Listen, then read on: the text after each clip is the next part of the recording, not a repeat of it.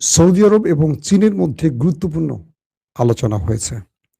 কি হয়েছে সেই আলোচনায়, সেই বিষয়টা আমরা জানাতে চাই। পাশাপাশি হরমুজ প্রণালী এখনো ইরানের কন্ট্রোলে। আমেরিকা এখানে নৌ অবরোধ করলেও যেকোনো সময় কেটে পড়তে পারে। ৩ নম্বর গুরুত্বপূর্ণ খবর, লেবাননের ২৯টি গ্রামে নেতানিয়াহুর দেশটি ব্যাপক অ্যাটাক করছে। অন্যদিকে কাতার ট্রাম্পকে সাফ জানিয়ে দিয়েছে তারা আর যুদ্ধকে টেনে নিতে চাইছে না। তারা চাইছে যে কোনোভাবে একটা যুদ্ধবিরতির মাধ্যমে শান্তি। পাশাপাশি আরব আমিরাত সহ আরো কয়েকটি দেশ মার্কিন ঘাঁটি সরিয়ে ফেলার চিন্তা করছে, এমন খবরও আসছে বিভিন্ন আউটলেটে। দর্শক, এছাড়া আরো অনেকগুলো খবর থাকবে আজকের লাইভ সেশনে। আপনি একদম ক্লিয়ার শুনতে পাচ্ছেন, কোনো সমস্যা নাই তো না?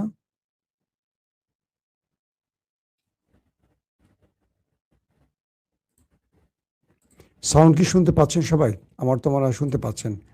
আর যারা বলছেন সাউন্ড শুনতে পাচ্ছে না, তাদের ভিডিওটা দেখার দরকার নেই। তারা বাসায় একটু আরাম করে অন্য চ্যানেল দেখেন, কারণ অনেকেই বিরক্ত করেন। এটা খুবই খারাপ। হাই সাউন্ড নাই, এত ক্লিয়ার বলছেন, অনেকে বলছেন শুনতে পাচ্ছেন। সাউন্ড ক্লিয়ার আছে বলছেন অনেকে। যারা শুনতে পাচ্ছেন, আমি তাদেরকে চাইলে এখান থেকে আটকে দিতে পারবো। ব্লক করে দিলে আপনারা আমার ভিডিওটা দেখতে পারবেন না। কিন্তু আমি চাই না এটা আপনারা বিরক্ত করতে আসেন, করেন, সমস্যা নেই। আপনাদের বিরক্ত করতে ভালো লাগে, আপনারা করেন, এটা নিয়ে আর কিছু বলার নাই। দর্শক,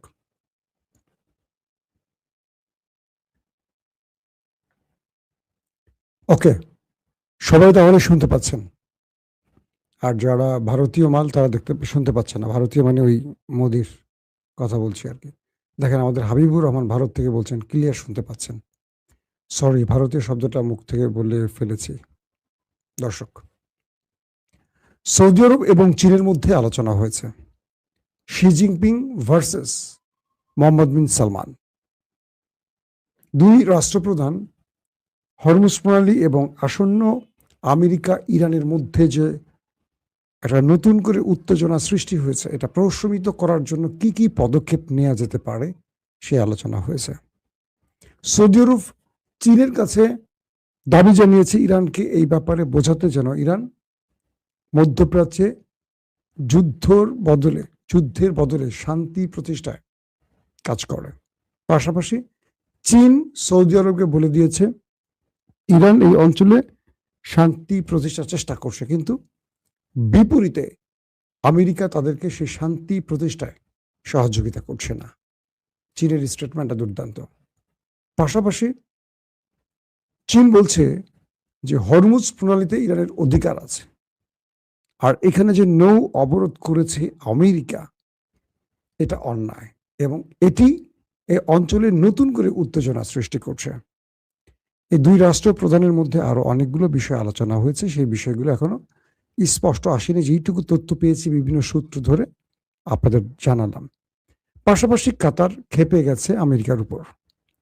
আমেরিকাকে সাফ জানিয়ে দিয়েছে, তোমরা যুদ্ধ বন্ধ করো, নতুবা দেশ ছাড়ো। কারণ আরব যথেষ্ট ক্ষতিগ্রস্ত হয়েছে গত 40 দিনের যুদ্ধে। শুধু কাতার নয়, আরব আমিরাতও কথা বলতে শুরু করেছে। আরব আমিরাতের ভেতর থেকে ইস্টাবলিশমেন্ট মুখ ফুসকে কথা বলছে। বিষয়টি এরকম না, জনসম্মুখে সাংবাদিক ডেকে এনে কথা বলেছে। সেখানে বলা হয়েছে যে আমেরিকাকে তারা $1 ট্রিলিয়ন দিয়ে ঘাঁটি বসানোর সুযোগ দিয়েছিল আরব আমিরাতে। কিন্তু দেখা গেছে আমেরিকা আর ইরানের লড়াইতে আমেরিকা সফলভাবে আরব আমিরাতকে রক্ষা করতে পারেনি। যতটুকু ইরানের মিসাইল বা ড্রোন ঠেকাতে পেরেছে, সেটা আরব আমিরাত নিজের চেষ্টায় পেরেছে। তো এই হিসেবে আরব আমিরাত ট্রাম্পের এই ব্যর্থতাকে নতুন করে সামনে এনে বলছে যে তোমরা প্রয়োজনে আমাদের দেশ ছেড়ে চলে যাও। এই অঞ্চলে তোমরা আমাদের নিরাপত্তা দিতে পারছো না, তোমরা আমাদেরকে আরো অনিরাপদ করে তুলছো। আর কাতারের পক্ষ থেকে বলা হয়েছে যে ট্রাম্প যুদ্ধ না করে, মানে তাকে যুদ্ধের বদলে শান্তি প্রতিষ্ঠায় কাজ করার পরামর্শ দিয়ে কাতার তাকে চাপ দিয়ে বলেছে যে আমরা আর কোনো প্রকার টলারেট করতে পারছি না। যদি এই অঞ্চলে নতুন করে আবার যুদ্ধ ছড়িয়ে পড়ে, এই অঞ্চলের অর্থনীতি এবং মানুষের যে স্বাভাবিক জীবন সেটি ব্যাহত হবে।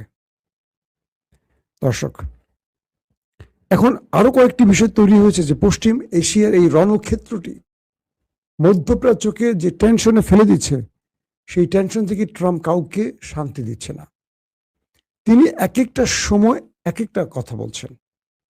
কখনো তিনি যেমন লাস্ট স্টেটমেন্ট দিয়েছেন যে ইরানের সাথে তাদের পাকিস্তান সফরে আলোচনা চলছে, এখানে তাদের মধ্যে শান্তি চুক্তি হয়ে যাবে। তিনি এই কাজটি কেন করছেন? তার বাজার ওঠানামা করানোর জন্য। আপনি জানেন যে ট্রাম্পের বক্তব্যের উপর, ট্রাম্পের প্রতিটি বক্তব্য খেয়াল করলে দেখবেন তিনি সপ্তাহ কবে মানে কথাগুলো বলেন। যেদিন শেয়ার বাজার বন্ধ হয়ে যায়, তারপরে যেদিন শেয়ার বাজার খোলে, এই 2 দিন 2 রকম কথা বলেন ট্রাম্প। খেয়াল করে দেখবেন ভালো করে, কারণ তার অলিগারদেরকে তিনি বাঁচাতে চান এবং এই যুদ্ধের নাম করে তিনি ব্যাপক কি বলবো অর্থকে পকেটে পুরতে চান। যুদ্ধ একটা অর্থনৈতিক খেলা, কারো জীবন যায় কিন্তু কারো পকেটে বা ব্যাংকে টাকা ভরে। তো বলা হচ্ছে যে ডোনাল্ড ট্রাম্প তিনি বলছেন যে ইরানের সাথে তারা শান্তি চুক্তির একদম চূড়ান্ত পর্যায়ে আছে, কিন্তু ইরান এখন পর্যন্ত পাকিস্তানে রওনা হয়নি। অথচ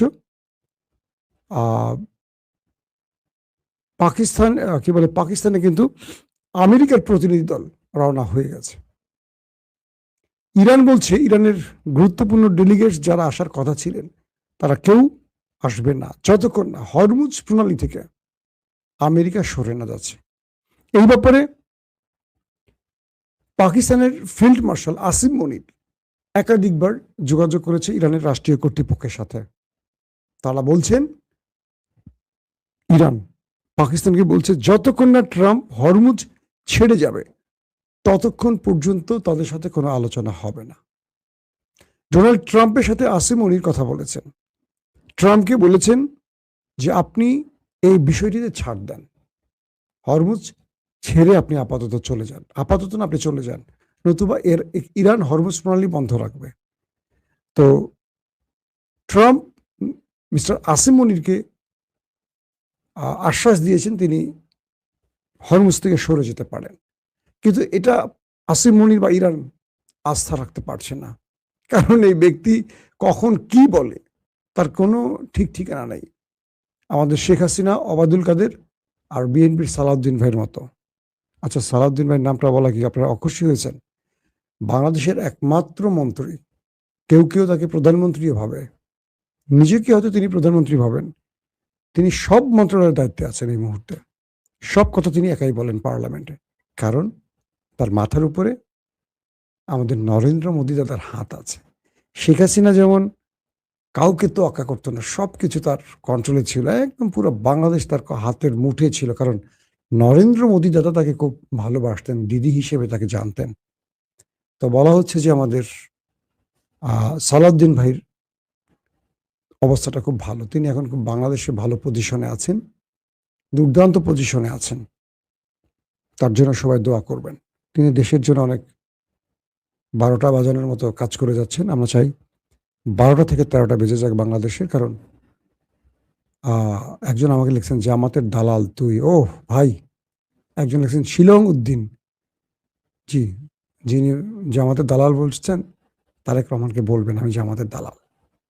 বলবেন, পারবেন না বলতে? বললেন সালাউদ্দিন ভাই কি বললেন, তারেক রহমান পর্যন্ত তো আপনি দৌড় নাই, ওই পর্যন্ত যেতে পারবেন না, আপনি সালাউদ্দিন ভাইকে বললেন।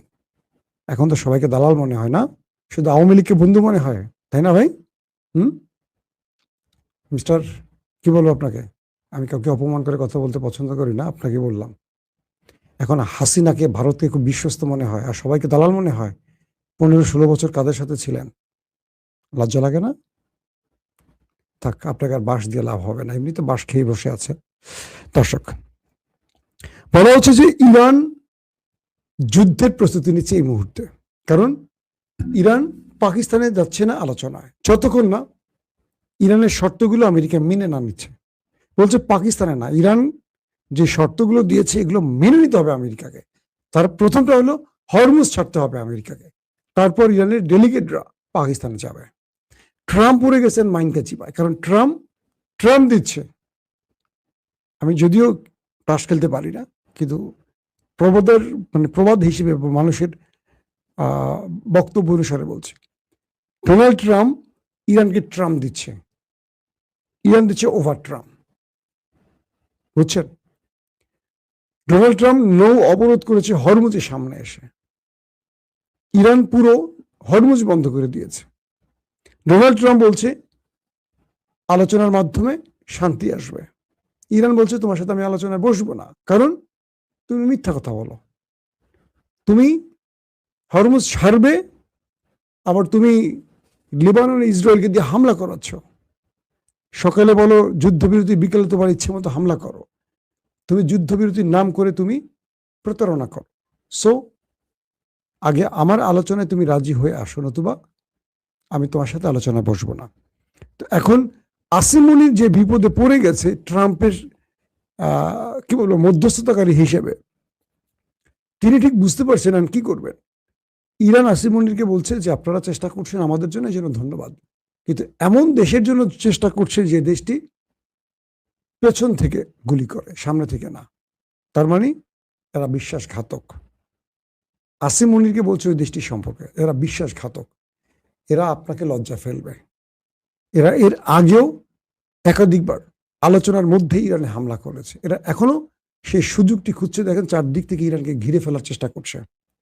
আজকে নতুন আরেকটি খবর আসছে, প্রেসিডেন্ট ডোনাল্ড ট্রাম্প আরেকটি কথা বলছেন যে 47 বছর মার্কিন প্রেসিডেন্টরা যা করেনি ডোনাল্ড ট্রাম্প এবার সেটি করে দেখাবেন, মানে পুরো ইরানকে ধ্বংস করে দেবেন। ইরান বলছে 5-6 হাজার বছর আগে তো আমেরিকার জন্ম হয়নি, 240 বছর আমেরিকার বয়স। আমেরিকাকে ইরানের ইতিহাস পড়তে হবে। মানে খেলাটা কোন লেভেলে চলছে বুঝতে পারছেন? তো বলা হচ্ছে যে ইরান তার দেশের ভেতরে গুরুত্বপূর্ণ কিছু বাংকারে এমন কিছু মিসাইল ড্রোন সেট করেছে এবং আমেরিকার যুদ্ধ বিমানকে মোকাবেলা করার জন্য এমন কিছু প্রতিরক্ষা ব্যবস্থাকে সাজিয়েছে যে তথ্যগুলো কোনো গোপন ইন্টেলিজেন্স সোর্সের মাধ্যমে আমেরিকা ইসরায়েলের কাছে পৌঁছে গেছে। এটি ডোনাল্ড ট্রাম্পের জন্য একটি টেনশনের কারণ হয়ে গেছে। অর্থাৎ ইরান বলছে যে ওই শত্রুকে আমাদের দেশে আমরা ঢোকাবো, বের হতে দেব না। ইরান বলছে যে ওদের জন্য আমরা এত বড় সারপ্রাইজ রেখেছি যেটা ওরা চিন্তা করছে না, সেটা ব্ল্যাক হোল, এক ভয়ঙ্কর অন্ধকারে ওদেরকে আমরা টেনে নিয়ে যাব। গত 40 দিনে ওদেরকে বুঝিয়েছি আমরা কি পারি। ওরা আসবে নিজের ইচ্ছায়, কিন্তু যাবে আমাদের ইচ্ছায়, এটা ইরানের বক্তব্য। এবং তারা বলছে এই ব্ল্যাক হোল থেকে ওরা বেরোতে পারবে না। মার্কিন সামরিক বিভিন্ন বিশেষজ্ঞরা বলছেন ইরান তার ভেতরে আমেরিকার জন্য ভয়ঙ্কর ফাঁদ পেতে রেখেছে, যে ফাঁদটিকে আমেরিকা ইসরায়েল বেরিয়ে আসতে পারবে না। তাই ডোনাল্ড ট্রাম্পকে তার জেনারেলরা বারবারই বলছে যুদ্ধের বদলে আলোচনা বা শান্তির জন্য আলোচনা করতে হবে, নতুবা কোনোভাবেই। কি লিখছে একজন, বালুর ট্রাকের চান্দাবাজেরা মোদির সন্তান, বুঝছেননি? যিনি আরে কইছেন আনারে কিন্তু মারি দিছে ভাই, একদম মারি লেছে। আরে মারি লেছে শব্দটা শুনলে আমার একজনের কথা খুব মনে পড়ে, বুঝছেন? এখন যে বিষয়টা তৈরি হয়েছে সেটা হলো যে আমেরিকাকে ঠেকাবার জন্য হরমুজ শুধু নয়, চারদিক থেকে পাহাড়ি অঞ্চলে, তারপর মরুভূমিতে, বিভিন্ন পর্বতমালায়, বিভিন্ন গোপন হ্রদের আশেপাশে, কাস্পিয়ান সাগরের বিভিন্ন পয়েন্টে গুরুত্বপূর্ণ ইরানি যে স্ট্র্যাটেজিক পয়েন্টগুলো আছে সেখানে ইরান এমন কিছু মিসাইল সেট করেছে যেগুলো আমেরিকার জন্য ভয়ঙ্কর কিছু বহন করতে পারে। আমেরিকা বারবার যে বলছে ইরানকে মুছে ফেলবে, ধ্বংস করে ফেলবে, পুরো ইরানকে ধ্বংস করে ফেলবে বোম্বিং করে, এই ডোনাল্ড ট্রাম্পের এই বক্তব্যগুলো কতটা আওয়াজ আর কতটা বাস্তব, এটা পৃথিবী গত 40 দিনের যুদ্ধে দেখে ফেলেছে। এখন পর্যন্ত কৌশলগত লড়াইতে ইরান বিজয়ী, পরাজিত কিন্তু ওই দুটো দেশ। তাই সৌদি, কাতার, কুয়েত, জর্দান আরব যারা আছে তারা এই যুদ্ধটাকে আর সামনে দেখতে চায় না। তারা এখন ট্রাম্পকে চাপ দিচ্ছে যে কোনোভাবে যুদ্ধ বন্ধ করার জন্য। এই পরিস্থিতিতে ডোনাল্ড ট্রাম্প বড় রকম বিপদে আছে এবং ইরান হরমুজকে ঘিরে ফেলায় এখন নতুন করে টেনশন তৈরি হচ্ছে মার্কিন প্রশাসনের মধ্যে। কারণ ইতিমধ্যে মার্কিন যুদ্ধ জাহাজকে কয়েক দফা ধাওয়া দিয়েছে ইরান, তারাও কিন্তু সেখান থেকে পালিয়েছে। ইরানের একটি জাহাজে আক্রমণের পরিস্থিতির আলোকে ইরান তাদের উপর ড্রোন অ্যাটাকও চালিয়েছে, কিন্তু কোনোভাবেই ইরান তাদেরকে আর তোয়াক্কা করছে না। এখন আমেরিকা আগামী কয়েক ঘন্টার মধ্যে নতুন কোনো সারপ্রাইজ দেবে নাকি ইরান আমেরিকাকে সারপ্রাইজ দেবে, সেটি হয়তো আমরা নেক্সট ভিডিওতে আপনাদের জানাতে পারবো। দর্শক, আজকের মতো বিদায় নিচ্ছি। প্রত্যেকে ভালো থাকবেন। আল্লাহ হাফিজ।